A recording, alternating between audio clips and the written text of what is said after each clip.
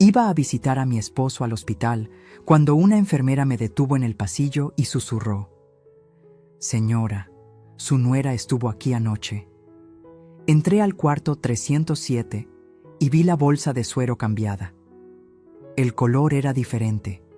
Alguien quería que él no despertara. Hay momentos en la vida donde todo cambia en un segundo, donde lo que creías sólido se desmorona bajo tus pies. El mío llegó en el pasillo del Hospital Santa Rosa a las 9 de la noche, cuando una enfermera me detuvo antes de entrar al cuarto 307. «Señora Amalia», susurró, mirando hacia los lados como quien teme ser descubierta. «Su nuera estuvo aquí anoche». Me quedé helada. El corazón me dio un vuelco que todavía puedo sentir mientras les cuento esto. «¿Dalila? ¿A qué hora?», pregunté, tratando de mantener la voz firme. La enfermera apretó los labios. Tenía ojeras profundas, el cabello recogido en una coleta despeinada. Se notaba que había trabajado demasiadas horas seguidas. Cerca de las 3 de la madrugada. Entró con una llave que no sé de dónde sacó. No estaba en el registro de visitas. El aire se me escapó de los pulmones. 40 años de matrimonio me habían enseñado a leer entre líneas. 40 años construyendo un imperio textil desde cero junto a Héctor me habían dado instinto para detectar cuando algo no cuadraba. Y esto no cuadraba para nada. «¿Por qué me dice esto?», alcancé a murmurar. Ella miró al piso, nerviosa. Sus dedos temblaban ligeramente cuando los entrelazó frente a ella. «Porque cambió la bolsa de suero, y yo no recibí ninguna orden médica para hacerlo». El mundo se detuvo. Empujé la puerta del cuarto 307 con manos temblorosas. El olor a desinfectante me golpeó primero, ese aroma que se te mete en la ropa y ya no se va. La luz del pasillo iluminaba apenas la silueta de mi esposo en esa cama de hospital que parecía tragárselo entero. Héctor llevaba 5 días inconsciente. 5 días desde que un derrame cerebral lo tumbó en medio de la oficina, frente a sus empleados, frente a los documentos que revisaba obsesivamente las últimas semanas. 5 días en los que yo había dormido en esa silla incómoda junto a él, rogándole a la Virgen de Guadalupe que abriera los ojos. 5 días aferrada a la esperanza de que el hombre que había sido mi compañero, mi socio, mi todo, regresara a mí. Me acerqué despacio a la cama.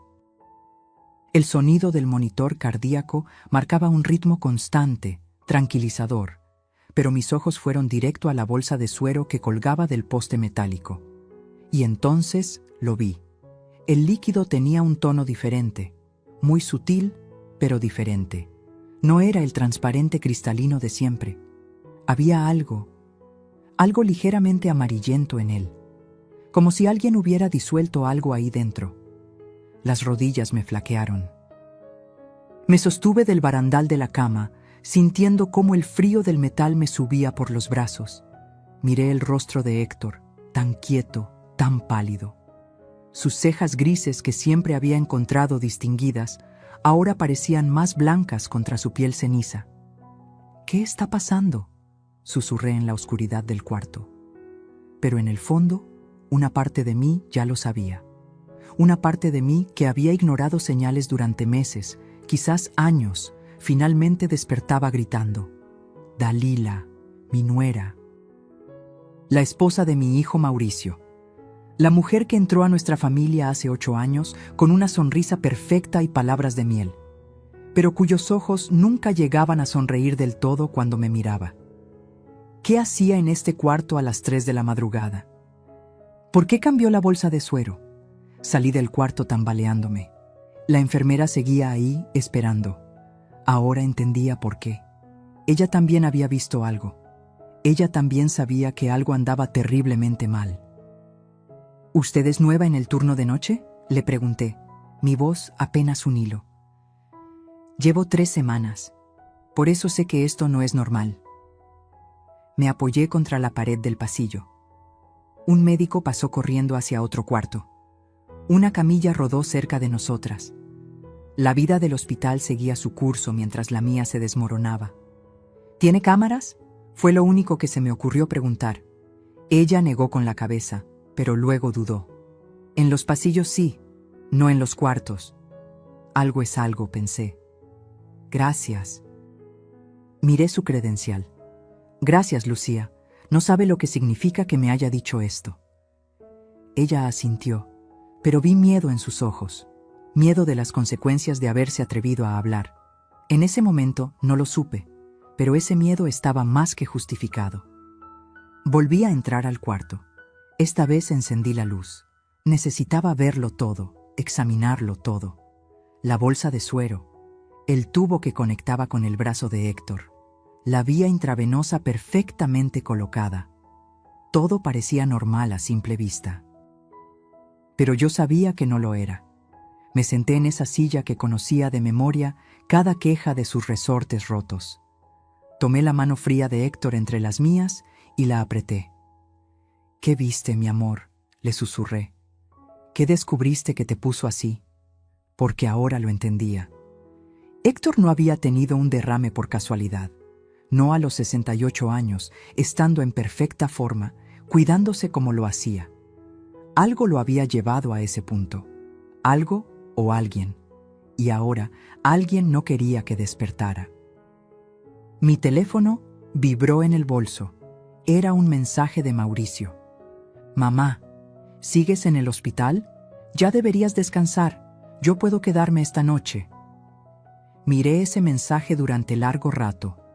Mi hijo, mi primogénito, el niño que había cargado en brazos, el joven al que había enviado a la universidad, el hombre al que había puesto a cargo de parte del negocio familiar. ¿Cuánto sabía él?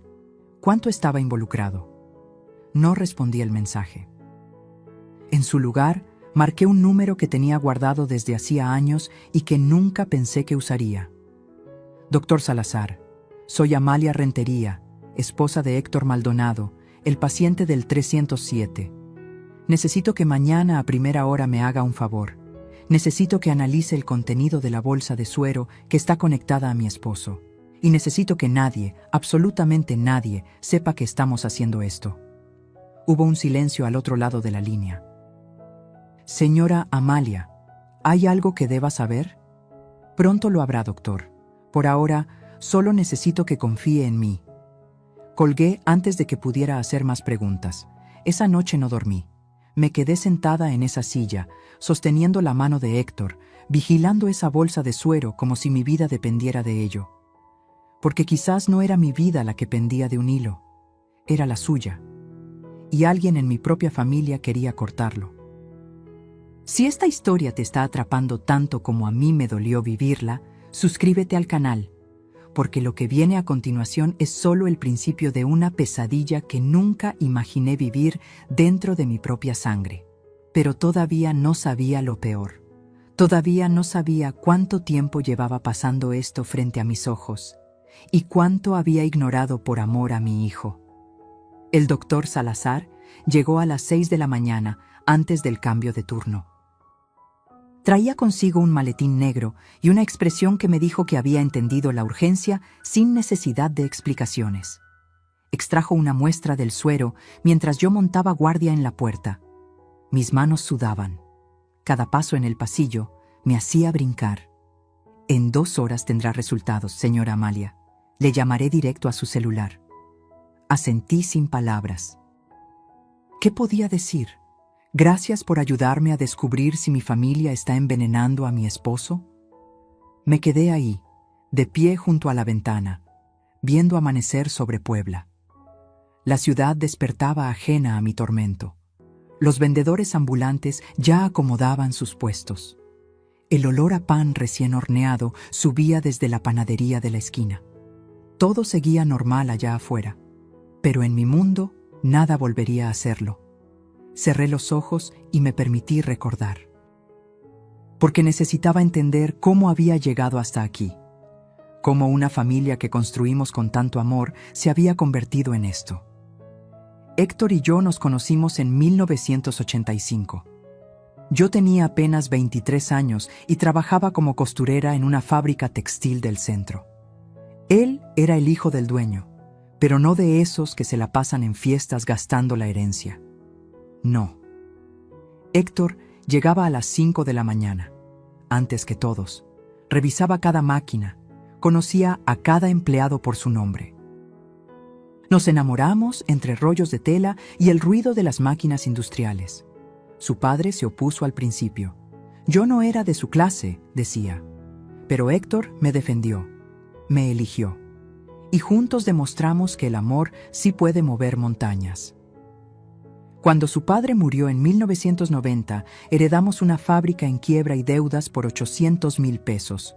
Todo el mundo nos daba por vencidos, pero nosotros trabajamos día y noche. Yo diseñaba, él vendía, yo administraba, él negociaba. En 10 años levantamos el negocio. En 20, teníamos 3 locales comerciales en diferentes ciudades. Hoy ese imperio vale 47 millones de pesos. 47 millones que construimos con callos en las manos y madrugadas sin dormir. Tuvimos 3 hijos. Mauricio llegó primero, en 1983, antes de casarnos. Luego Leonor y finalmente Rodrigo. Los 3 crecieron viendo nuestro esfuerzo. Los 3 prometieron continuar el legado. Pero la vida tiene formas extrañas de torcer los planes. Leonor se enamoró de un español y se fue a Barcelona hace 12 años. Rodrigo consiguió trabajo en una petrolera canadiense y vive en Calgary. Llaman cada semana, envían fotos de los nietos, pero están lejos. Tan lejos que a veces siento que los perdí. Solo Mauricio se quedó, mi primogénito, mi hijo mayor, el que juró nunca abandonarnos. Lo pusimos a cargo de la gestión administrativa hace 5 años. Confiamos en él. Le dimos acceso a las cuentas, a los proveedores, a todo. Porque era nuestro hijo. Porque pensamos que nadie cuidaría mejor el negocio familiar que la propia sangre. Y entonces llegó Dalila. La conoció en un congreso de empresarios textiles en Guadalajara. Ella trabajaba como asistente de eventos. Tenía 28 años, 15 menos que Mauricio. Era hermosa. Eso no podía negarlo. Cabello negro largo hasta la cintura, ojos verdes que parecían ver a través de ti, una sonrisa que podía iluminar o congelar dependiendo de su humor. Al principio, intenté darle la bienvenida. Organicé una comida familiar, le regalé un rosario bendecido por el párroco, hasta le ofrecí enseñarle las recetas tradicionales de la familia. Pero ella siempre encontraba formas sutiles de rechazarme. Llegaba tarde a las reuniones. Olvidaba avisarnos de eventos importantes. Cuando yo hablaba, miraba su teléfono. ¿Y Mauricio? Mauricio cambió. Dejó de visitarnos los domingos. Ya no pedía consejos sobre el negocio. Cuando veníamos a su casa, Dalila siempre tenía una excusa para salir. Las cenas familiares se volvieron tensas, llenas de silencios incómodos. Héctor lo notó. Intentó hablar con Mauricio varias veces, pero nuestro hijo se ponía a la defensiva. Ya no soy un niño, papá. Tengo mi propia familia ahora. Como si tener esposa significara olvidar de dónde venías. Las cosas empeoraron hace 2 años. Héctor llegó una noche pálido, con un sobre Manila en las manos. Se encerró en su estudio durante horas. Cuando salió, tenía los ojos rojos. ¿Qué pasó?, le pregunté asustada. Después hablamos, Amalia. Ahora necesito pensar. Al día siguiente fue al notario, solo. Cambió el testamento sin decirme qué modificó. Cuando le reclamé, me abrazó fuerte. Confía en mí. Estoy protegiendo lo que construimos juntos. Debí insistir más. Debí obligarlo a explicarme. Pero pensé que tendríamos tiempo. Pensé que cuando estuviera listo, me contaría. Nunca imaginé que el tiempo se nos acabaría tan pronto. Mi teléfono vibró. Era el doctor Salazar. El corazón se me aceleró. Mis dedos temblaron al deslizar la pantalla. Señora Amalia, necesito verla, ahora, en mi consultorio. No dijo más. No hacía falta. Salí del cuarto casi corriendo. Bajé por las escaleras porque no podía esperar el elevador. Llegué a su consultorio sin aliento. Él cerró la puerta. Su rostro era una máscara de preocupación profesional, pero vi algo más en sus ojos. Alarma. Quizás hasta miedo. El suero contiene benzodiazepinas, una dosis considerable. Me sostuve del escritorio. Las piernas no me respondían. ¿Qué significa eso? Significa que alguien está sedando deliberadamente a su esposo, manteniendo su sistema nervioso deprimido, evitando que despierte. La habitación giró. ¿Cuánto tiempo lleva pasando esto? Él revisó unos papeles, hizo algunos cálculos. Por los niveles en su sangre, días, quizás desde el principio. Desde el principio. Alguien había estado envenenando a Héctor desde el día 1, y yo, su esposa de 40 años, había estado sentada junto a él sin darme cuenta. Hay algo más, continuó el doctor. Revisé su historial. El derrame de su esposo fue provocado por estrés extremo. Algo lo alteró profundamente días antes. ¿Qué viste, Héctor? ¿Qué descubriste que te puso así? Y más importante, ¿quién no quiere que lo cuentes? Salí de ese consultorio con una verdad que me quemaba por dentro. Mi familia escondía secretos, secretos lo suficientemente oscuros como para matar, y yo estaba a punto de destapar una caja que quizás debí dejar cerrada, pero ya no había vuelta atrás, porque cuando descubres que tu propia sangre es capaz de traicionarte, tienes que decidir hasta dónde estás dispuesta a llegar por la verdad. Volví al cuarto 307 con piernas de gelatina, pero con una determinación de acero que ni yo sabía que tenía. Ese es el problema cuando te empujan al límite. Descubres de qué estás hecha realmente. Y yo estaba hecha de 40 años de luchar junto a un hombre que ahora no podía defenderse solo. Me senté en esa silla gastada y saqué mi celular. Las manos todavía me temblaban, pero ya no de miedo. Era rabia. Una rabia fría que me subía desde el estómago y me nublaba la vista. Empecé a buscar Dálila Montes de Ruiz, mi nuera. La mujer que había entrado a mi familia con ese vestido blanco de encaje y esa sonrisa que prometía respeto y unión. Abrí su Facebook. Normalmente no soy de esas suegras que espían redes sociales, pero esto ya no era normal. Nada de esto lo era. Fui bajando por su perfil. Fotos en restaurantes caros, fotos en el gimnasio, selfies con amigas que yo nunca había conocido. Y entonces algo me detuvo en seco. Una foto de hace 6 meses. Dálila frente al mostrador de una farmacia grande, de esas que venden de todo. Sostenía una bolsa y sonreía a la cámara. El caption decía: preparando mis remedios naturales para la familia. Salud natural, bienestar familiar. Remedios naturales. Amplié la imagen. Detrás de ella, en el mostrador, alcanzaba a verse una caja. No pude leer el nombre completo, pero distinguí las letras CEPAM. El corazón me dio un vuelco. Seguí bajando. Más fotos. Una publicación de hacía un año donde compartía un artículo sobre plantas medicinales que ayudan a dormir mejor. Otra donde hablaba de la importancia de la medicina alternativa. ¿Desde cuándo Dálila se interesaba en esto? Cerré Facebook y busqué su nombre en Google. Necesitaba saber más. Y lo que encontré me heló la sangre. Dálila había estudiado enfermería. 3 años en la Universidad Autónoma de Puebla, de 2012 a 2015. Pero nunca terminó el último año. Nunca sacó su título. Nunca ejerció. ¿Por qué nadie me había dicho esto? Marqué a Leonor. Mi hija contestó al segundo timbre, su voz somnolienta por la diferencia de horario. «Mamá, ¿estás bien? Son las 4 de la mañana aquí». «Leonor, ¿tú sabías que Dálila estudió enfermería?» Silencio. Largo, demasiado largo. «Mamá, ¿por qué preguntas eso ahora? Contéstame». Suspiró. Escuché movimiento, probablemente saliendo de la cama para no despertar a su esposo. «Sí, lo sabía. Mauricio me lo contó cuando empezaron a salir. Dijo que ella había dejado la carrera porque no era lo suyo. ¿Por qué importa?» Cerré los ojos. El dolor de cabeza empezaba a martillarme las sienes. ¿Y nunca te pareció extraño que nunca lo mencionara? Mamá. La voz de Leonor se volvió cautelosa. ¿Qué está pasando realmente? Mauricio me llamó ayer diciendo que estabas actuando paranoica en el hospital. Por supuesto que lo había hecho. Por supuesto que ya estaba controlando la narrativa. Tu padre no tuvo un derrame normal, Leonor. Alguien le está dando algo para mantenerlo dormido. Mamá, por favor, escúchate. ¿Crees que Mauricio? No sé qué creer, solo sé lo que sé. Colgué antes de escuchar más.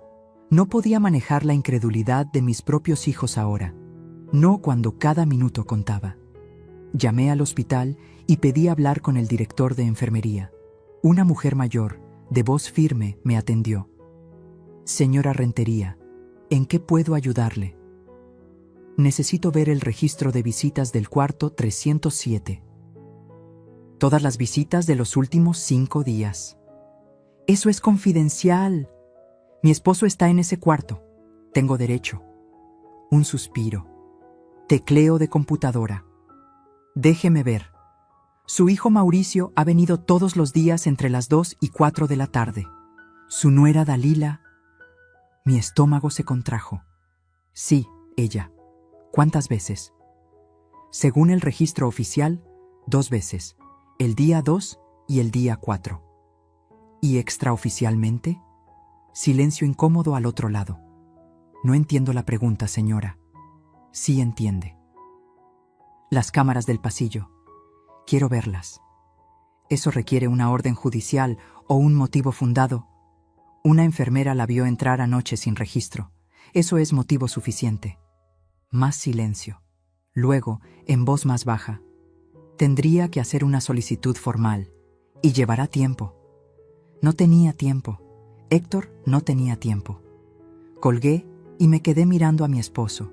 Su pecho subía y bajaba con regularidad mecánica. El monitor pitaba constante. Parecía estable. Pero yo sabía la verdad. Cada hora que pasaba con esa droga en su sistema era una hora más lejos de despertar. Mi teléfono sonó. Número desconocido. ¿Sí? Señora Amalia, soy Lucía, la enfermera de anoche. Su voz sonaba tensa, asustada. ¿Estás bien? Me llamaron a la oficina esta mañana. Dijeron que cometí errores en mi turno, que reporté cosas sin evidencia. Me suspendieron. El estómago se me hundió. ¿Suspendida? ¿Por qué? Alguien se quejó de mí, alguien con influencia, y creo saber quién fue. Dalila. Tenía que ser Dalila. De alguna forma se enteró que Lucía me había advertido. Lo siento mucho, Lucía. Esto es culpa mía. No, me interrumpió. Esto es culpa de quien está haciendo algo malo. Escuche, antes de que me sacaran, guardé algo. Las grabaciones de las cámaras del pasillo de los últimos 5 días. Las tengo en un USB. Me levanté de golpe de la silla. ¿Dónde estás? Cafetería del hospital, mesa del fondo, tengo gorra roja. Llegué en menos de 3 minutos. Lucía estaba ahí, hundida en la silla, con ojeras más profundas que la noche anterior. Cuando me vio, sacó un USB pequeño de su bolso y lo deslizó sobre la mesa. No sé si sirva de algo, pero ahí está todo. Cada entrada, cada salida, cada visita nocturna que no debería haber pasado. Tomé el USB como si fuera oro. Quizás lo era. Quizás era la única prueba que tenía. ¿Por qué haces esto?, le pregunté. Ya perdiste tu trabajo, podrías simplemente irte. Sus ojos se llenaron de lágrimas. Porque mi mamá murió hace 2 años en un hospital. Los doctores dijeron que fue un paro cardíaco súbito. Pero yo sé que no fue así. Mi cuñada era la única que la visitaba de noche, y cuando mamá murió, descubrimos que había cambiado su testamento una semana antes. Todo le quedó a mi hermano. Se limpió las lágrimas con el dorso de la mano. Nadie me creyó. Todos dijeron que estaba loca de dolor. Pero yo sé lo que vi. Y cuando vi a su nuera entrar anoche con esa llave, con esa actitud, reconocí la misma mirada, la misma urgencia. Le tomé la mano sobre la mesa. Estaba fría. Gracias, Lucía. No sabes lo que esto significa. Solo prométame una cosa, señora Amalia. Si descubre que tengo razón, no deje que se salgan con la suya, porque a veces la justicia necesita que alguien luche por ella. Salí de esa cafetería con el USB apretado en mi puño. No sabía qué encontraría en esas grabaciones, pero algo me decía que después de verlas ya no habría vuelta atrás. Porque algunas verdades, una vez descubiertas, lo cambian todo para siempre. Llegué a casa por primera vez en 5 días. La casa que Héctor y yo compramos hace 30 años.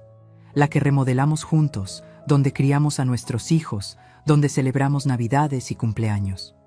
Ahora se sentía vacía, fría, como si supiera que algo terrible estaba por revelarse entre sus paredes. Prendí la computadora con manos temblorosas. Inserté el USB. Y cuando empezaron a reproducirse esos videos, entendí que mi vida tal como la conocía había terminado. Porque hay cosas que no puedes dejar de ver una vez que las has visto. Y lo que apareció en esa pantalla iba a destruir a mi familia, o a salvarla. El primer video empezó a reproducirse. Fecha: 16 de octubre, 02:47 AM. El pasillo del tercer piso del hospital, iluminado apenas por las luces de emergencia. Durante 30 segundos no pasó nada. Solo el pasillo vacío, el brillo del piso recién trapeado, el carrito de medicamentos estacionado junto a la pared. Entonces ella apareció. Dalila caminaba rápido, pegada a la pared, mirando hacia ambos lados. Llevaba jeans oscuros y una sudadera con capucha. Nada del maquillaje perfecto que siempre lucía. Nada de la elegancia que presumía en redes sociales. Se veía como lo que era, alguien que no quería ser vista. Llegó a la puerta del cuarto 307. Sacó algo del bolsillo, una llave. La metió en la cerradura con movimientos precisos, como si lo hubiera hecho antes. Como si supiera exactamente cómo abrir sin hacer ruido. Entró. La puerta se cerró detrás de ella. 4 minutos después, salió. Caminó aún más rápido hacia el elevador y desapareció. Sentí náuseas. Tuve que pausar el video y respirar hondo. Las manos me sudaban sobre el mouse. ¿Qué había hecho en esos 4 minutos? Abrí el segundo archivo. Fecha: 17 de octubre, 03:15 AM. La misma escena. Dalila entrando. Esta vez tardó 6 minutos adentro. Cuando salió, ajustó su sudadera y miró directamente a la cámara por un segundo. Sus ojos brillaban extraños bajo la luz fluorescente. Fríos. Calculadores. No era la mirada de alguien visitando a un familiar enfermo. Era la mirada de alguien ejecutando un plan. El tercer video casi me mata. Fecha: 18 de octubre, 02:33 AM. Esta vez no venía sola. Mauricio apareció primero en el pasillo. Mi hijo, mi primogénito.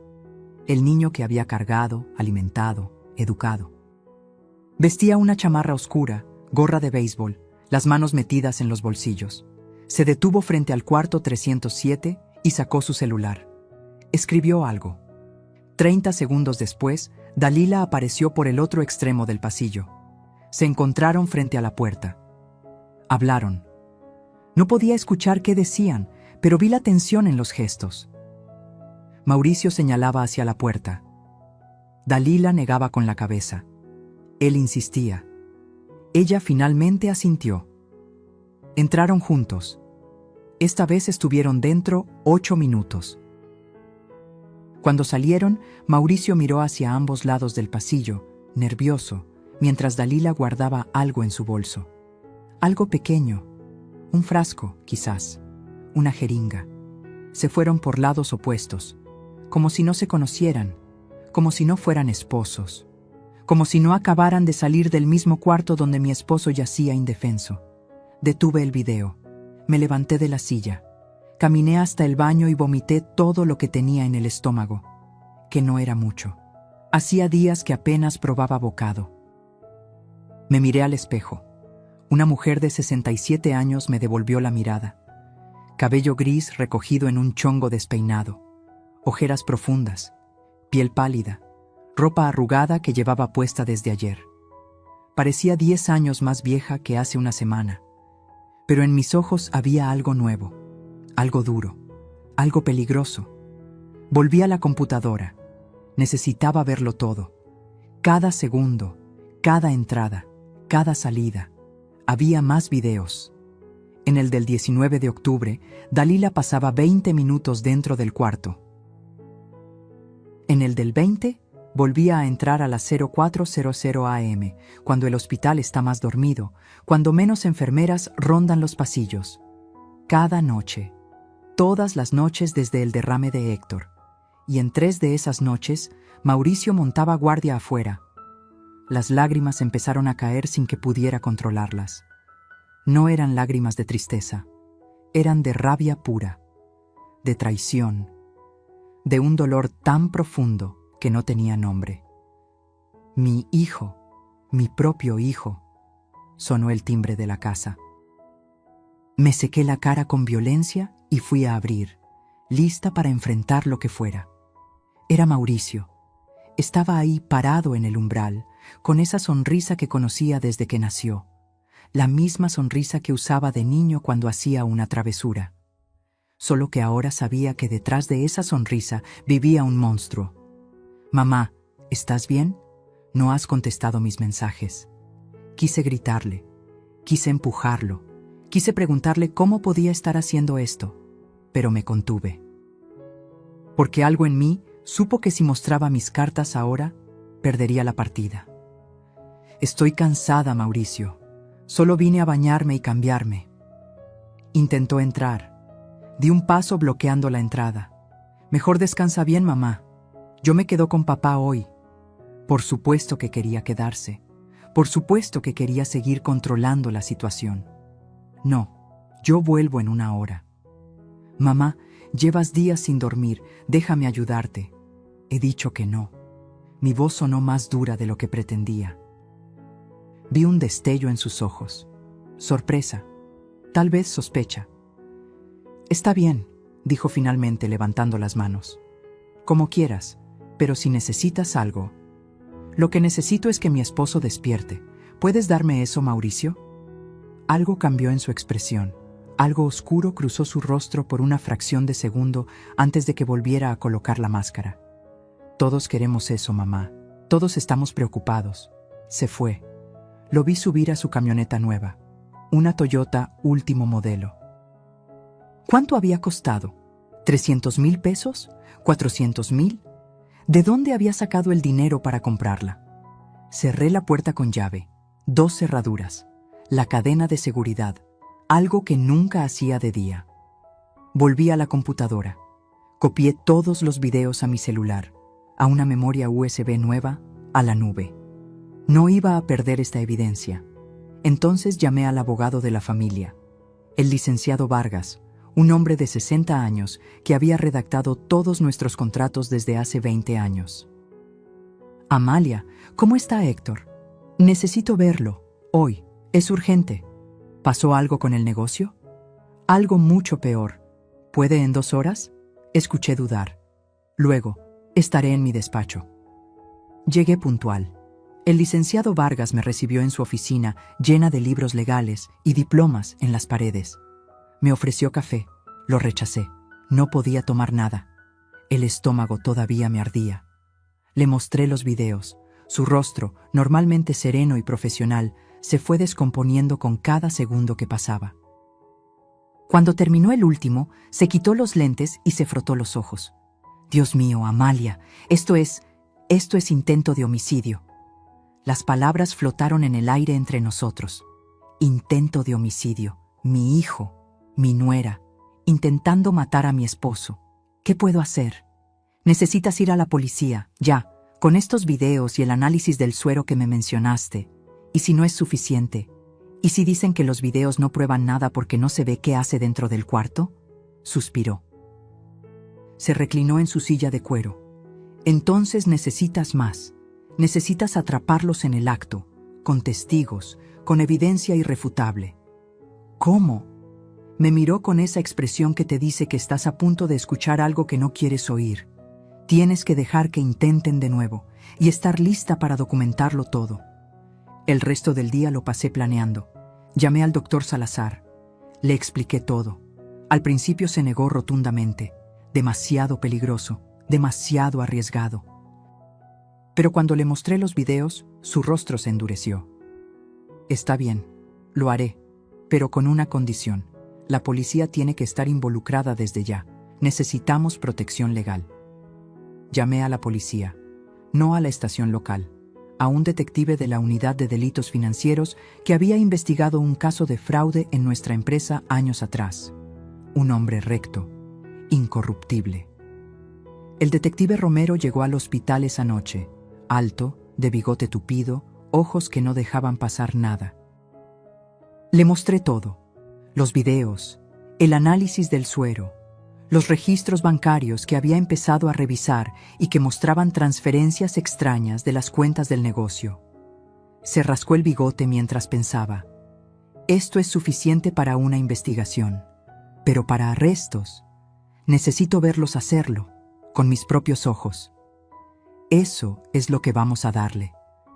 Esa noche me quedé en el hospital, en el cuarto 307, con las luces apagadas, sentada en la silla junto a Héctor, sosteniendo su mano fría.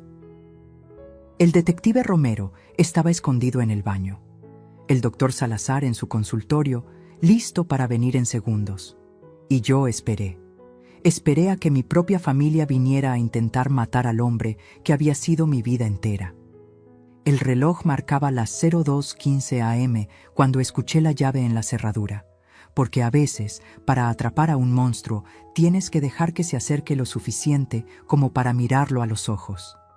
La puerta se abrió despacio, demasiado despacio. Como si quien entraba supiera exactamente cómo evitar que las bisagras chirriaran. Me hundí en la silla, haciéndome la dormida. El corazón me latía tan fuerte que pensé que me delataría. Escuché pasos suaves. 2 personas. Reconocí el perfume de Dalila antes de verla. Ese aroma dulzón a vainilla que siempre usaba. El que alguna vez me pareció agradable y ahora me daba náuseas. ¿Está dormida?, susurró Mauricio. Parece, pero apúrate. Abrí los ojos apenas una rendija, lo suficiente para ver. Dalila se acercó al suero. Sacó de su bolso un frasco pequeño. Lo destapó con movimientos precisos, profesionales. Los movimientos de alguien que sabe exactamente qué está haciendo. ¿Estás segura de la dosis?, preguntó Mauricio, nervioso, mirando hacia la puerta. Tranquilo, con esto no despertará hasta que sea demasiado tarde. Introdujo la aguja en el puerto de inyección del suero. Ya no pude más. Me levanté de golpe. La silla cayó hacia atrás con un estruendo que resonó en el cuarto. ¡Alto! Dalila dio un brinco. El frasco casi se le cae de las manos. Mauricio se puso blanco como el papel. Literalmente vi la sangre abandonar su rostro. «Mamá», tartamudeó. «¿Nosotros?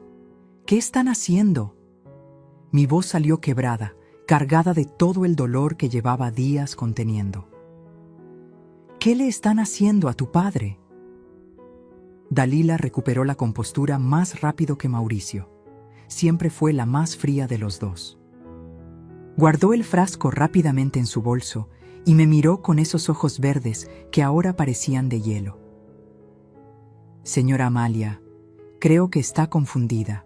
Solo veníamos a ver cómo seguía». «Mentirosa», grité. Ya no me importaba si despertaba a todo el piso. «Te vi. Vi lo que ibas a hacer». Mauricio se acercó con las manos levantadas, como si yo fuera un animal salvaje al que había que calmar. «Mamá, por favor, estás alterada. No has dormido bien en días. No me hables como si estuviera loca». Las lágrimas empezaron a caer. No podía detenerlas. «Eres mi hijo, Mauricio. ¿Cómo puedes hacerle esto a tu propio padre?» Algo cambió en su expresión. La máscara de preocupación se cayó, y lo que quedó debajo me aterró más que todo lo anterior. «Porque él nos está quitando todo. dijo con una voz plana, sin emoción. Cambió el testamento, mamá. Nos dejó fuera, después de todo lo que hemos trabajado. ¿Trabajado? La risa que salió de mí sonó histérica. ¿Trabajado robando de la empresa? ¿Trabajado endeudándote hasta el cuello? ¿Trabajado matando a tu padre? Dalila dio un paso adelante. Sus ojos brillaban peligrosos. Su esposo es un viejo terco que no suelta el control. Ya vivió su vida, ya tuvo su oportunidad, ahora es nuestro turno. ¿Nuestro turno?, repetí incrédula. ¿Nuestro turno de qué? ¿De heredar sobre su cadáver? Si él despierta, intervino Mauricio, y su voz sonó desesperada ahora. Va a cambiar todo de nuevo. Va a denunciarme, va a quitarme el acceso a las cuentas, nos va a dejar sin nada. Porque te lo mereces, porque robaste. Mauricio me miró con algo que nunca pensé ver en los ojos de mi hijo. Desprecio. Tú siempre fuiste igual que él, controladora, aferrada al dinero como si fuera tuyo, nunca quisiste darnos nuestra parte. Les dimos todo, susurré, y cada palabra me dolió como un cuchillo. Les dimos educación, oportunidades, amor. Les dimos el negocio. ¿Y así nos pagan? Ustedes nos dieron migajas, escupió Dalila. Un sueldo miserable mientras se quedan con millones, mientras viven en su casa grande y nosotros apenas viven en una casa de 3 millones de pesos que nosotros les dimos de enganche. El grito salió de lo más profundo de mi ser, de 40 años de sacrificio, de madrugadas trabajando, de manos callosas y espalda adolorida, de construir algo de la nada para que mis hijos tuvieran un futuro. Y este era mi futuro. Ver a mi hijo dispuesto a matar por dinero. Dalila sacó su celular. Llamaré a seguridad. Diremos que está teniendo un episodio psicótico, que está atacándome. Adelante, dije limpiándome las lágrimas con rabia. Llama, porque yo también tengo algo que mostrarles. Saqué mi celular. Abrí la carpeta de videos. Tengo grabaciones de cada noche que entraron aquí. Tengo el análisis del suero mostrando benzodiazepinas. Tengo pruebas de todo. Vi el pánico cruzar sus rostros. Finalmente. Finalmente sentían miedo. «Estás mintiendo», dijo Dalila, pero su voz tembló. «¿Quieres apostar tu libertad a eso?» Mauricio me arrebató el celular de las manos. Lo hizo con tanta fuerza que me raspó la palma. «¡Dame eso! Mauricio, suéltame!» Forcejeamos.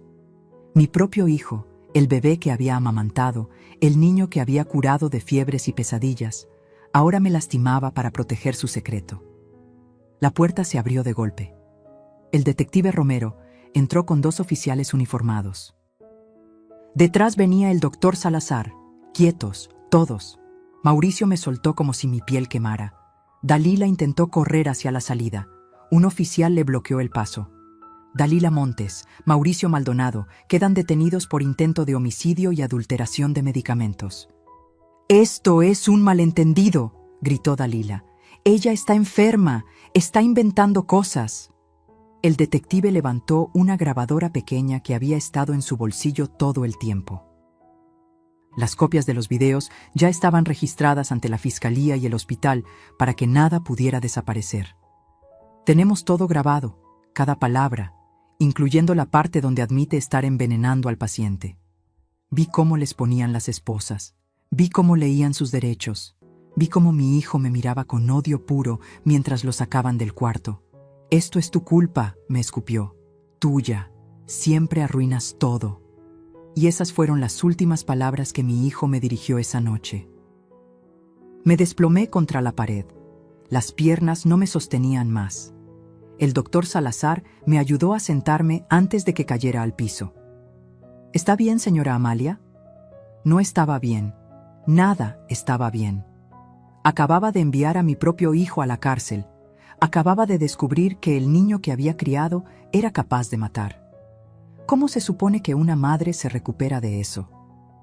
Me acerqué a Héctor. Tomé su mano. Todavía estaba fría. Todavía estaba inconsciente. Pero ahora, al menos, estaba a salvo. Ya pasó, mi amor, le susurré, ya estás a salvo. Pero yo no lo estaba. Una parte de mí había muerto esa noche en el cuarto 307. La parte que creía que la familia era sagrada, que la sangre era irrompible. Porque descubrir que tu hijo prefiere verte destruida antes que perder dinero. Eso es un tipo de muerte que ningún entierro puede cerrar. El sol salió sobre Puebla como si nada hubiera pasado. Como si mi mundo no se hubiera desmoronado por completo en las últimas horas. Me quedé en el hospital. No tenía fuerzas para ir a casa. No quería estar en ese espacio vacío donde cada foto en la pared me recordaría lo que había perdido. A las 8 de la mañana empezaron las llamadas. Primero fue Leonor. Su voz sonaba alterada, confundida, furiosa. «Mamá, ¿qué hiciste? Mauricio me llamó desde la delegación. Dice que lo arrestaron, que tú lo acusaste de intentar matar a papá. Dime que no es verdad». Me quedé callada. ¿Qué podía decir? ¿Cómo explicarle a mi hija que su hermano era capaz de eso? «Mamá, háblame. ¿Qué está pasando?» «Es verdad, Leonor. Todo es verdad». «No, no, no, no. Mauricio jamás...» Su voz se quebró. «Estás confundida. El estrés, la falta de sueño. Tengo videos, tengo pruebas, tengo sus propias palabras admitiendo lo que hacían». Silencio largo. Respiración entrecortada al otro lado. «No puedo creer que estés haciendo esto. Es tu hijo, mamá». «Tu hijo. ¿Cómo puedes hacerle esto?» Cada palabra era un puñal. «¿Cómo puedo? ¿Cómo puedo?» «Leonor, estaban matando a tu padre. ¿Querías que me quedara callada? Debiste buscar otra solución, hablar con ellos, algo, pero no destruir a la familia así». «Yo no destruí nada. Mauricio lo hizo cuando decidió envenenar a su padre. No quiero hablar contigo ahora. No puedo». Y colgó. Me quedé mirando el teléfono. Mi hija, mi única hija, acababa de colgarme. 15 minutos después llamó Rodrigo. Mi hijo menor, siempre el más tranquilo, el mediador, el que intentaba mantener la paz. Pero esa mañana su voz no tenía nada de paz. «Mamá, necesito que me expliques qué demonios está pasando. Leonor está llorando histérica. Mauricio está detenido. ¿Perdiste la cabeza?»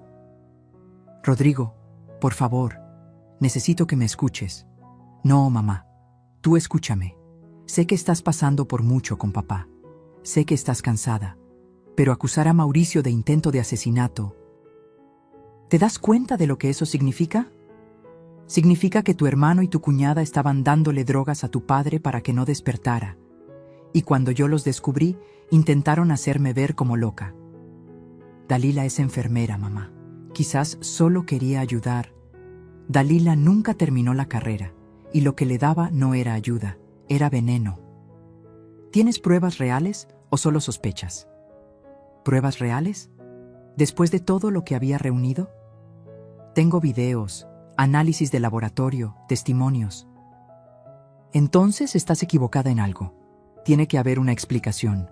Mauricio no es un asesino». Yo tampoco quería creerlo, Rodrigo, pero los hechos son que mandaste a tu hijo a la cárcel, y eso, mamá, no tiene perdón. También colgó. Me quedé ahí sentada, sosteniendo el teléfono como si pesara 100 kilos. Mis 3 hijos. Los 3 que había parido, criado, amado con cada fibra de mi ser. 2 de ellos acababan de darme la espalda. El tercero estaba en una celda odiándome. La puerta del cuarto se abrió. Entró una trabajadora social, una mujer joven, de 30 y algo, con una tableta en las manos y expresión profesional. «Señora Rentería, necesito hacerle algunas preguntas sobre los menores». Tardé un segundo en procesar. ¿Los menores? Los hijos de Mauricio y Dalila Maldonado, Mateo de 7 años y Sofía de 5. Con ambos padres detenidos, necesitamos saber quién se hará cargo. Mis nietos. Dios mío, mis nietos. Yo me haré cargo. La trabajadora revisó algo en su tableta. Hay una solicitud de la familia Montes. Los padres de la señora Dalila están pidiendo la custodia temporal. ¿Qué? No, no, ellos apenas los conocen. Nosotros somos... Señora Rentería, me interrumpió con voz suave pero firme. Usted es quien presentó los cargos contra los padres de los niños. El juez podría considerar que existe un conflicto de intereses. Esos niños son mi sangre. Los he cuidado desde que nacieron. Lo entiendo. Pero tendrá que pasar por el proceso legal correspondiente. Por ahora, los niños quedarán bajo custodia temporal de los abuelos maternos. Sentí que el piso se abría bajo mis pies. ¿Me está diciendo que ni siquiera puedo verlos? Puede solicitar visitas supervisadas, pero eso también dependerá del juez. Se fue dejándome con un papel lleno de términos legales que apenas podía leer porque las lágrimas lo nublaban todo. Me quitaron a mis nietos. A Mateo, que me llamaba Abu y me pedía que le leyera cuentos antes de dormir. A Sofía, que me abrazaba el cuello tan fuerte que casi no podía respirar. El teléfono vibró de nuevo. Esta vez era un número que no reconocía. Señora Rentería, habla Cristina Beltrán, del canal 8 Noticias. Nos enteramos del arresto de su hijo. ¿Podría darnos una declaración? Colgué. 2 minutos después, otro número. Otra periodista. Luego otro. La noticia ya había salido. Empresario textil arrestado por intento de homicidio contra su padre. Los titulares debían estar por todos lados. Apagué el teléfono. Me acerqué a Héctor. Todavía dormía. Todavía no sabía nada de esto. Y una parte egoísta de mí agradeció que no tuviera que ver lo que había pasado. ¿Hice bien?, le pregunté en voz baja. ¿Hice lo correcto? Silencio. Solo el pitido del monitor. Perdí a nuestros hijos, a nuestros nietos. Lo perdí todo por salvarte. Y ni siquiera sé si me escuchas. Apoyé la frente contra su mano. Estaba más tibia que ayer. Era algo pequeño, pero algo. La puerta volvió a abrirse. Esta vez era el licenciado Vargas. Amalia, vine en cuanto me enteré. Me incorporé, limpiándome la cara rápidamente. ¿Ya salió en las noticias? En todas. Y hay algo más que necesitas saber. Se sentó en la otra silla. Los padres de Dalila contrataron a uno de los mejores abogados penalistas del estado. Van a pelear esto con todo. Que peleen. Tengo pruebas. Las tienen. Pero también tienen dinero para una buena defensa. Y van a usar todo contra usted. Van a pintarla como una suegra resentida, como una mujer mayor confundida que malinterpretó actos de amor. Eso es mentira. Lo sé. Pero ellos van a crear duda razonable, y necesito que esté preparada para lo que viene. Lo que venía. Un juicio, testimonios. Mauricio frente a mí en una corte. Mis otros hijos probablemente testificando a su favor. No sé si puedo hacer esto, admití. Era la primera vez que lo decía en voz alta. El licenciado me puso una mano en el hombro. Puede, y va a hacerlo. Porque si no lo hace, esas personas quedarán libres, y lo intentarán de nuevo. Tenía razón. Por supuesto que tenía razón. Pero esa tarde, sentada sola en ese cuarto de hospital, con mi esposo inconsciente y mi familia destrozada, me sentí más sola que nunca en mi vida. Porque a veces, hacer lo correcto significa quedarte completamente sola. Y duele más de lo que jamás imaginaste que algo podría doler. Pasaron 3 días. 3 días en los que no recibí una sola llamada de mis hijos. 3 días vigilando a Héctor día y noche, aterrada de que alguien más viniera a terminar lo que Mauricio y Dalila empezaron. El doctor Salazar había ordenado cambiar todo el suero, limpiar el sistema de Héctor, pero el daño ya estaba hecho. Las benzodiazepinas llevaban días acumulándose en su cuerpo. Necesita tiempo, me explicó el doctor. Su cerebro está luchando por despertar, pero el medicamento lo mantiene suprimido. Podría tardar días, quizás semanas. Semanas que yo pasaría sola. La cuarta noche, Cuando el turno cambiaba y el hospital quedaba más silencioso, mi teléfono vibró. Número desconocido. Iba a ignorarlo, pero algo me hizo contestar. ¿Señora Amalia? Era una voz de mujer, nerviosa, casi susurrante. ¿Quién habla? Soy Lucía, la enfermera. Necesito verla. Tengo algo que debe saber. El corazón me dio un vuelco. ¿Dónde estás? Cafetería del hospital, en 20 minutos. Y señora, venga sola. Colgó antes de que pudiera preguntar más. Miré a Héctor. Odiaba dejarlo solo aunque fuera 5 minutos. Pero algo en la voz de Lucía me decía que esto era importante. Pedí a una enfermera del turno que vigilara el cuarto. Le di mi número. Si alguien que no sea médico intenta entrar, me llama inmediatamente.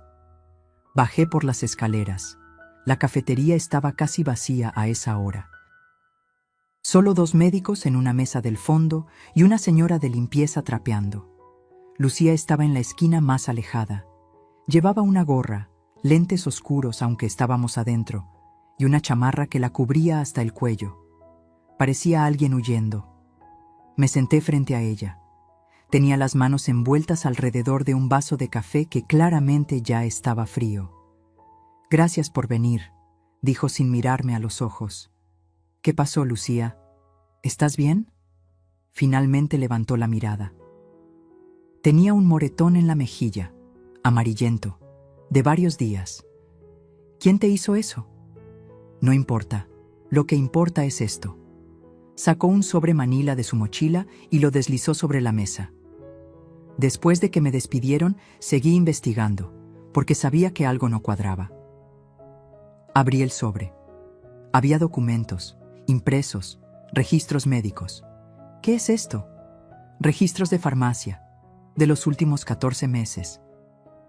Cada compra de medicamentos controlados que se hizo con recetas a nombre de doctores de este hospital. Empecé a revisar.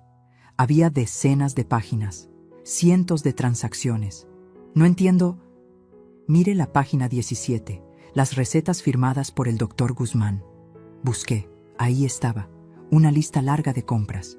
Clonazepam, diazepam, lorazepam, todas benzodiazepinas, todas en cantidades grandes. Y el doctor Guzmán murió hace 2 años. Alguien estuvo usando su firma para comprar medicamentos ilegalmente. La sangre se me heló. ¿Quién? Lucía sacó otra hoja. Una copia de una credencial de farmacia.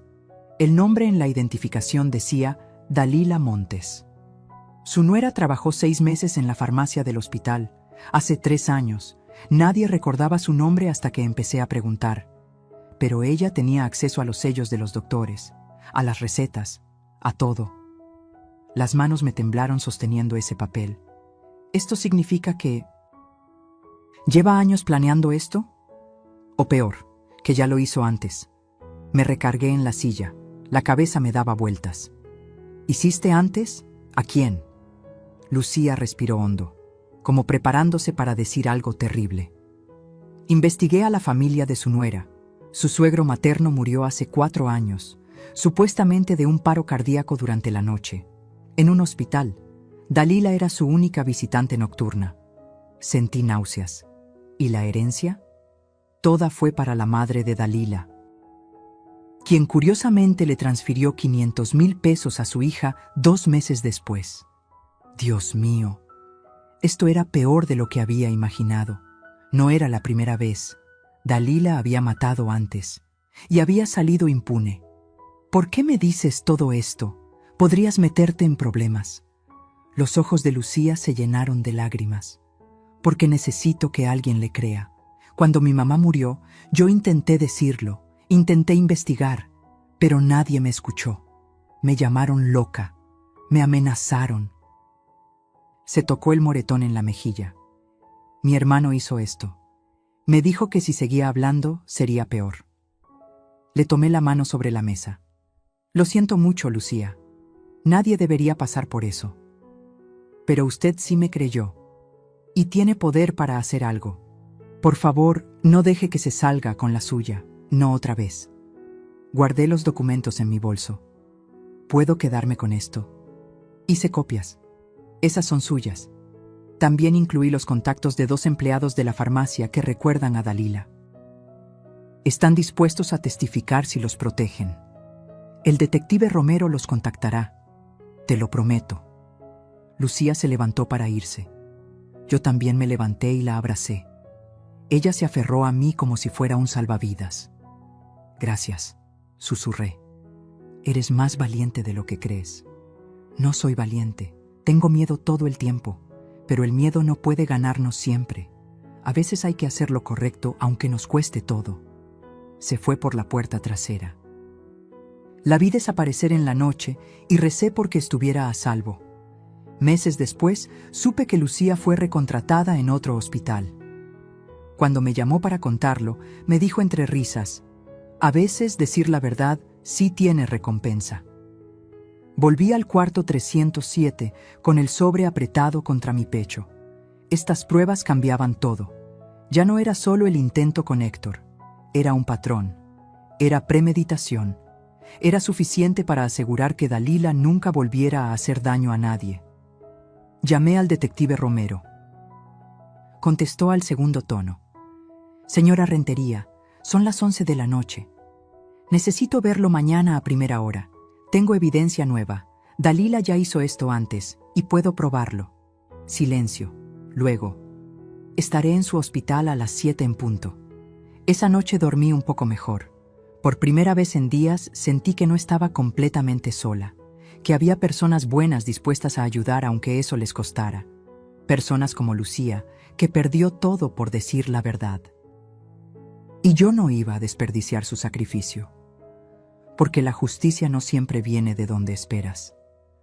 A veces viene de los lugares más rotos, de las personas más heridas, que entienden mejor que nadie lo que significa luchar.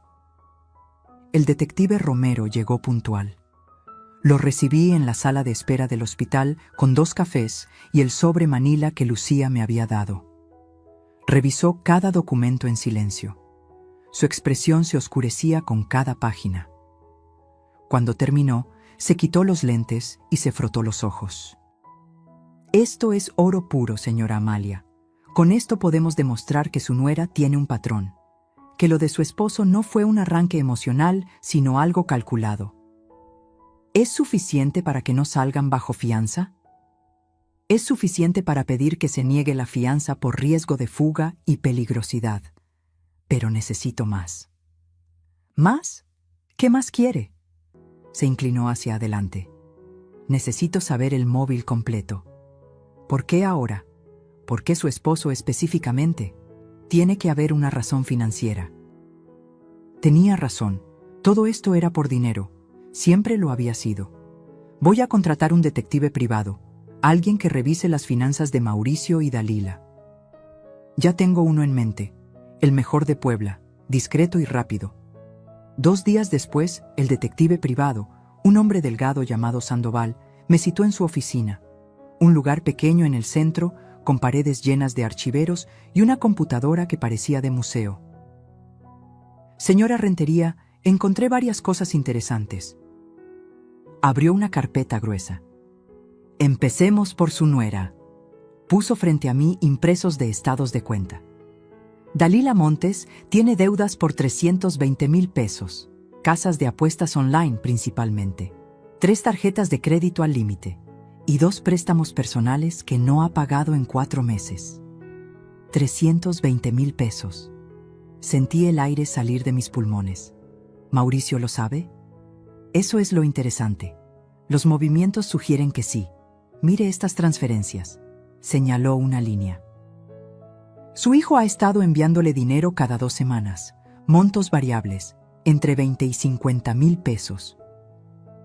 ¿De dónde saca Mauricio ese dinero? Sandoval sacó más papeles. Su expresión era grave.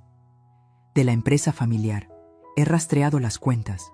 Su hijo tiene acceso a una cuenta corporativa que maneja gastos operativos. En los últimos 14 meses ha desviado 2,100,000 pesos. El mundo se detuvo. ¿2 millones?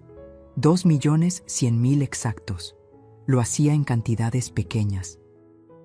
10,000 aquí, 20.000 allá. Creaba facturas falsas de proveedores, servicios que nunca se prestaron, lo suficientemente bajo como para no levantar alarmas en auditorías rutinarias. Las lágrimas empezaron a caer. No podía detenerlas.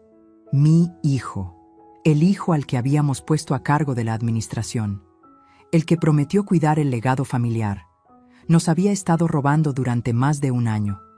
¿Héctor lo sabía? Sandoval asintió lentamente. Su esposo contrató sus propios auditores hace 2 meses. Encontraron las irregularidades. Tengo las comunicaciones. Sacó más papeles. Su esposo iba a presentar una denuncia formal. El día antes del derrame tenía cita con su abogado para firmar los documentos. Todo encajaba. Héctor descubrió el robo. Iba a denunciar a Mauricio. Y el estrés de esa decisión, denunciar a su propio hijo, le provocó el derrame cerebral. ¿Por qué no me lo dijo? Según las notas de su abogado, su esposo quería protegerla. Pensaba resolver esto legalmente, recuperar el dinero y solo entonces contarle. Típico de Héctor, siempre intentando cargar solo con los problemas difíciles. Hay algo más, continuó Sandoval. Encontré el testamento modificado de su esposo, el cambio que hizo hace 2 años. Me tensé. ¿Qué dice? Desheredó completamente a Mauricio.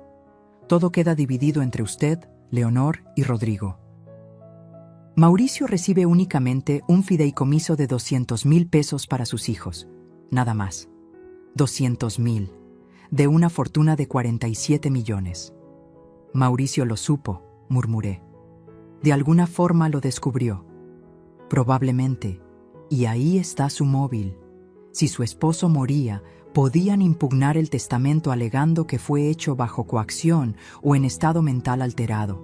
Con usted devastada por la pérdida, vulnerable, quizás lograrían un acuerdo. Pero si Héctor despertaba, confirmaría que el testamento era válido y además presentaría los cargos por fraude. Mauricio perdería todo y enfrentaría prisión. Por eso necesitaban que no despertara. Por eso Dalila entraba cada noche con sus jeringas. Por eso el veneno constante. Salí de esa oficina con una certeza fría en el pecho. Ya no quedaba duda, ya no había espacio para la negación. Mi hijo había intentado asesinar a su padre por dinero, y yo tenía todas las pruebas. El detective Romero presentó todo ante el juez: los documentos de Lucía, los registros bancarios, las auditorías, el testamento. La solicitud de fianza de Mauricio y Dalila fue negada. Permanecerían detenidos hasta el juicio. Pero había otra batalla que pelear. El licenciado Vargas me citó en su oficina. Amalia, necesitamos hablar de la empresa. Con Mauricio fuera y Héctor incapacitado, alguien tiene que tomar control. ¿Yo? Usted es copropietaria, tiene todo el derecho. Pero necesitamos actuar rápido. Los proveedores están nerviosos, los empleados asustados. Si no mostramos estabilidad, el negocio podría colapsar. Esa tarde entré a la oficina principal por primera vez en años. Héctor siempre había manejado esto. Yo me encargaba del diseño, de la creatividad. Pero ahora reuní a los gerentes, 20 personas que habían trabajado con nosotros por décadas. Sus rostros mostraban preocupación, miedo de perder sus empleos. Sé que han sido días difíciles, empecé. Sé que los rumores han circulado, así que seré directa. Les conté todo: el fraude, el dinero desviado, las facturas falsas que Mauricio había creado. Vamos a recuperar cada peso, vamos a auditar todo y vamos a salir de esto más fuertes. Uno de los gerentes, don Ramiro, que llevaba con nosotros 30 años, levantó la mano. Señora Amalia, todos aquí estamos con usted. Solo díganos qué necesita. Sentí un nudo en la garganta. Necesito que confíen en mí, como confiaron en Héctor, como confiaron cuando éramos solo 2 jóvenes con un sueño. Esa noche volví al hospital exhausta, pero con algo parecido a la esperanza. Había tomado control. Había protegido el legado. Me senté junto a Héctor. Tomé su mano. Lo estoy haciendo, mi amor. Estoy peleando por nosotros, por lo que construimos, y no voy a dejar que nadie nos lo quite. Sus dedos se movieron, apenas, casi imperceptible, pero se movieron. «Héctor», susurré, inclinándome. «¿Me escuchas?» Nada más. Pero fue suficiente. Fue una señal de que ahí adentro mi esposo seguía luchando. Y yo iba a seguir luchando también. Porque a veces la venganza no es gritar, es trabajar en silencio, reunir cada pieza y ganar el juego antes de que el otro se dé cuenta de que ya perdió. Pasaron 6 días más. 6 días de limpiar las finanzas de la empresa.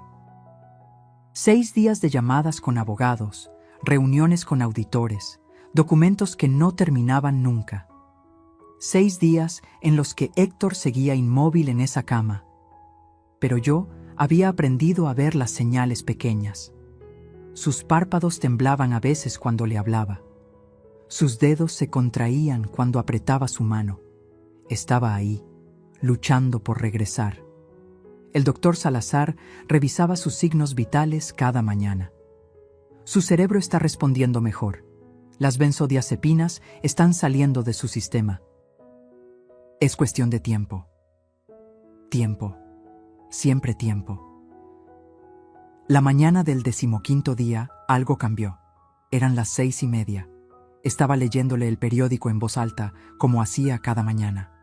Una costumbre tonta, quizás, pero necesitaba que escuchara mi voz, que supiera que no estaba solo. Y en noticias locales, el precio del jitomate subió otra vez. Tu ensalada favorita va a costar una fortuna, mi amor. Sus dedos apretaron los míos. Dejé caer el periódico. Mi corazón se aceleró. «Héctor». Sus párpados temblaron.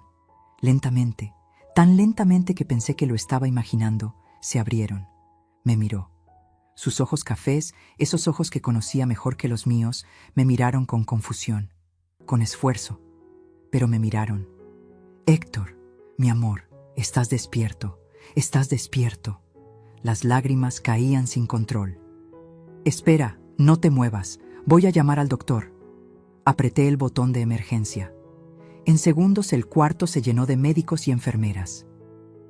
Me hicieron a un lado mientras revisaban sus signos, sus reflejos, su presión. El doctor Salazar sonrió. Una sonrisa genuina que iluminó su rostro cansado. «Señor Maldonado, ¿puede escucharme? Apriete mi mano». Héctor apretó. «Excelente. ¿Puede decir su nombre?» Los labios de Héctor se movieron. Salió apenas un susurro ronco, rasposo por días sin usar. «Héctor». Lloré más fuerte. Lo había logrado. Había despertado. Los médicos hicieron más pruebas. Verificaron que pudiera mover ambas piernas, ambos brazos. Revisaron su visión, su memoria inmediata. Todo funcionaba. Tendría que hacer terapia, recuperar fuerza, pero su cerebro estaba bien. Cuando finalmente nos dejaron solos, me senté en el borde de la cama y tomé su mano con las 2 mías. «Pensé que te había perdido». Héctor me miró. Sus ojos se llenaron de lágrimas. «Lía». Cada palabra le costaba esfuerzo. «Mauricio». Se dio cuenta. Incluso después de días inconsciente, lo sabía. «Shh, no hables todavía, descansa». Pero él negó con la cabeza. Apretó mi mano con más fuerza. «Tengo que decir». Respiró hondo. «El dinero, lo descubrí. 2 millones. Lo sé, mi amor, lo sé todo». Sus ojos se abrieron más. Sorpresa, miedo. «¿Cómo?» «Porque intentaron matarte, Héctor, y yo no iba a quedarme con los brazos cruzados». Le conté todo. Los videos, el suero envenenado, la detención, las pruebas que había reunido. Cada palabra parecía golpearlo como un puñetazo. Cuando terminé, lágrimas corrían por sus mejillas. «Mi hijo», susurró quebrado. «Nuestro hijo. Ya no es el niño que criamos. No sé en qué se convirtió, pero no podía dejar que te hiciera daño». Héctor cerró los ojos. El dolor en su rostro era insoportable. No era dolor físico, era el dolor de un padre que acaba de descubrir que su hijo quiso matarlo. Hice mal, dijo finalmente. Debí contarte. No, protegerte. Ya no importa. Lo importante es que estás vivo y vamos a salir de esto. 2 horas después, el detective Romero entró al cuarto acompañado de una notaria pública. Necesitaban la declaración oficial de Héctor. Mi esposo, todavía débil, todavía batallando para hablar, contó todo con voz quebrada. Explicó cómo descubrió las irregularidades en las cuentas hace 2 meses, cómo contrató auditores externos sin que nadie lo supiera, cómo confirmó que Mauricio había desviado 2.100.000 pesos. Iba a denunciarlo, dijo. Ese día, el día del derrame. ¿Por qué ese día específicamente?, preguntó el detective. Porque encontré esto. Con manos temblorosas sacó su celular de la mesa lateral. Buscó entre sus correos y mostró uno. Mauricio pidió acceso a la cuenta principal, la grande, 50 millones. El aire se salió del cuarto. ¿50 millones? Repetí. Dijo que necesitaba hacer inversión urgente, pero yo ya sabía que se lo iba a robar todo. Esa fue la gota que derramó el vaso. No solo los 2 millones. Mauricio quería todo. Quería vaciarnos completamente. Le dije que no, continuó Héctor. Le dije que sabía lo que había hecho, que iba a denunciarlo. ¿Qué dijo él? El rostro de Héctor se descompuso. Me llamó viejo egoísta. Dijo que lo tenía controlado toda su vida, que era hora de que soltara el poder. Respiró tembloroso. Y luego me sentí mal.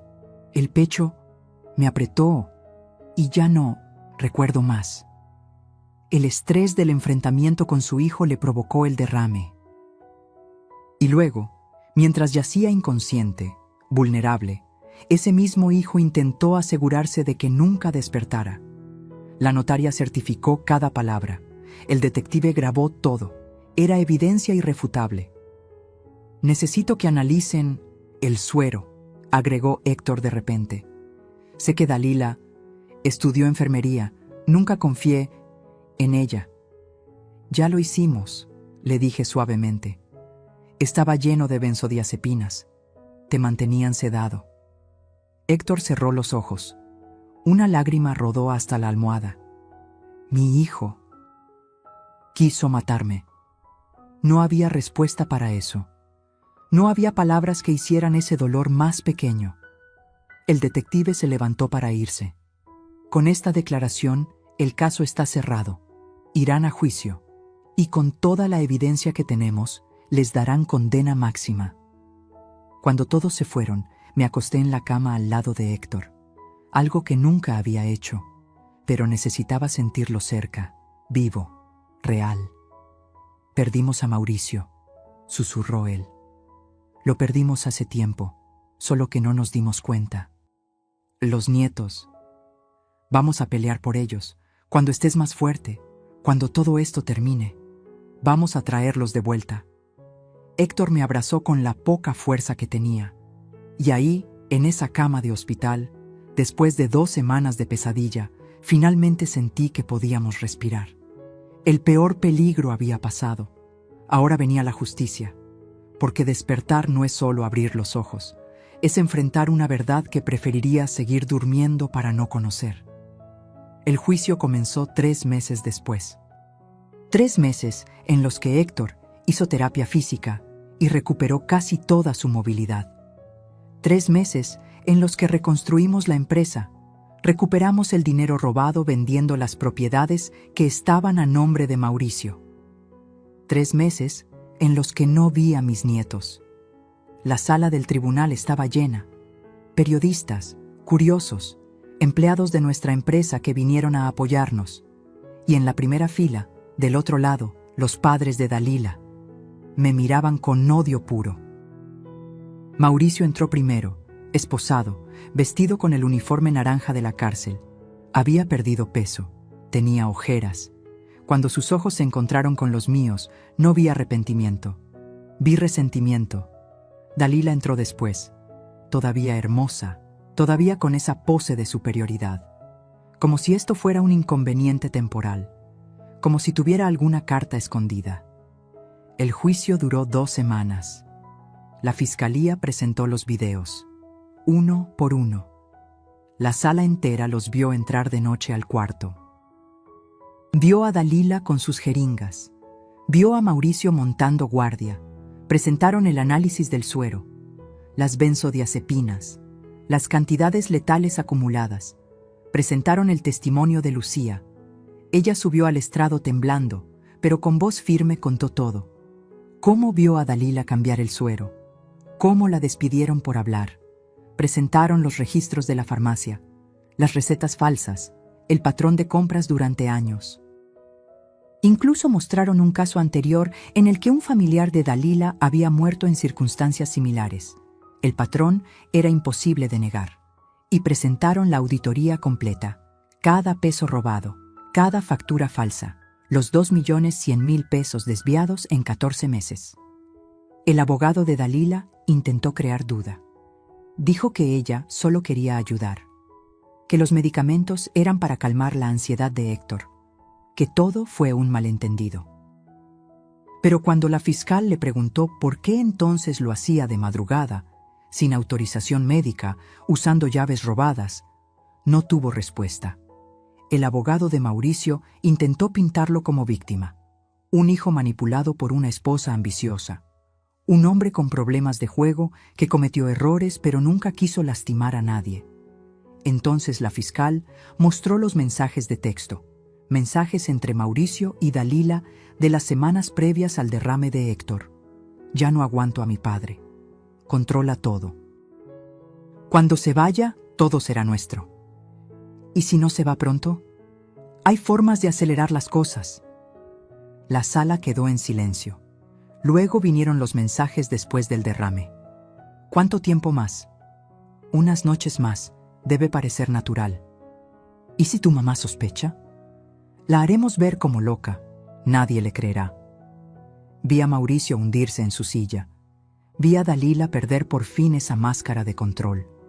Cuando me tocó testificar, subí al estrado con las piernas temblando. El abogado defensor me atacó inmediatamente. Señora Rentería, ¿no es cierto que usted siempre tuvo problemas con su nuera? Intenté aceptarla. Ella nunca me lo permitió. ¿No es cierto que usted es controladora con su familia? Cuidar no es controlar. ¿No es cierto que inventó todo esto porque no podía aceptar que su hijo había formado su propia familia? Me levanté de la silla. El juez me pidió que me sentara, pero necesitaba decirlo. Mi hijo intentó matar a mi esposo. Tengo videos. Tengo pruebas, tengo sus propias palabras. Y si usted cree que una madre inventa algo así por celos, entonces no entiende nada del amor de una madre. El juez golpeó el martillo, pero vi aprobación en sus ojos. Héctor testificó al final. Entró al estrado todavía con bastón, todavía débil, pero con dignidad intacta. Contó todo. El descubrimiento del robo, el enfrentamiento con Mauricio, el derrame, despertar sabiendo que su hijo había querido que no lo hiciera. ¿Tiene algo que decir a su hijo?, preguntó la fiscal. Héctor miró a Mauricio directo a los ojos. Por primera vez en el juicio, Mauricio no pudo sostener la mirada. Te di todo, te enseñé todo, y a cambio, intentaste quitarme la vida, no por necesidad, por ambición. Su voz se quebró. No te reconozco. El hijo que crié murió hace mucho, y yo tuve que aceptarlo. Mauricio agachó la cabeza. El jurado deliberó 4 horas.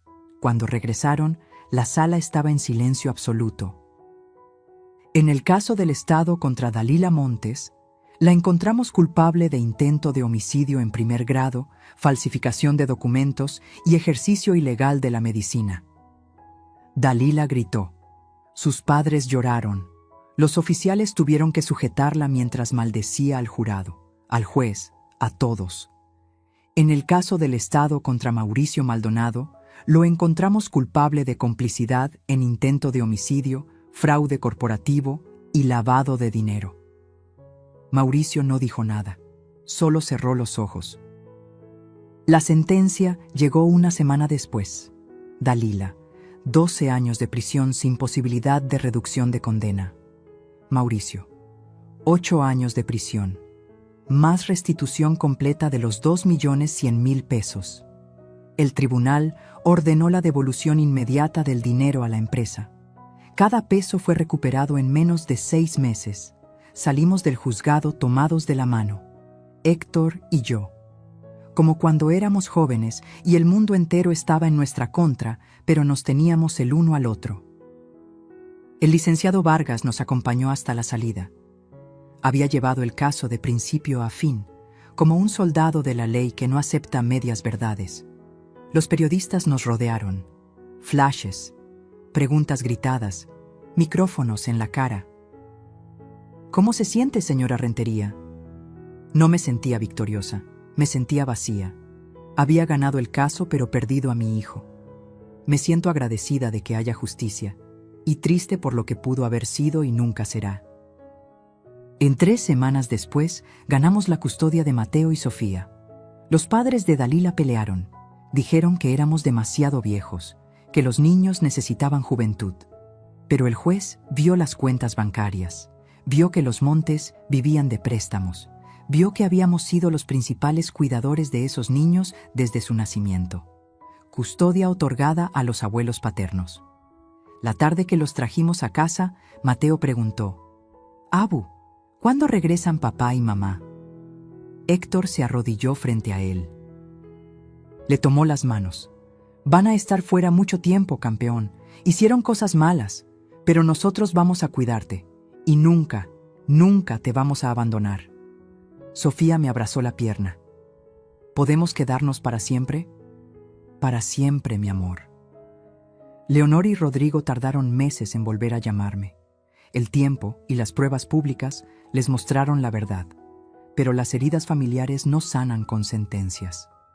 Esa noche, cuando los niños dormían, Héctor y yo nos sentamos en la terraza.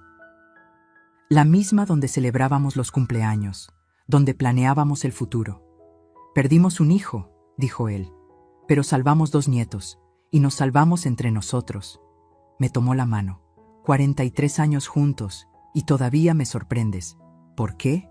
Porque cuando todo se derrumbó, no te rendiste, peleaste, como lo has hecho siempre. 3 años después, en nuestro aniversario 46, recibimos una carta de la prisión. Era de Mauricio. «Mamá, papá, sé que no merezco perdón. Pero necesito que sepan, lo siento, todos los días me arrepiento. Todos los días quisiera devolver el tiempo. Mateo y Sofía, ¿están bien? ¿Puedo verlos?». Héctor la leyó en silencio. Me miró. «¿Tú qué dices?». Pensé en todo, en el dolor, en la traición, pero también en esos 2 niños que preguntaban por su padre, una vez al mes, con supervisión, por ellos, no por él. Y así lo hicimos, porque el perdón no significa olvidar. Significa elegir no dejar que el veneno del pasado envenene el futuro.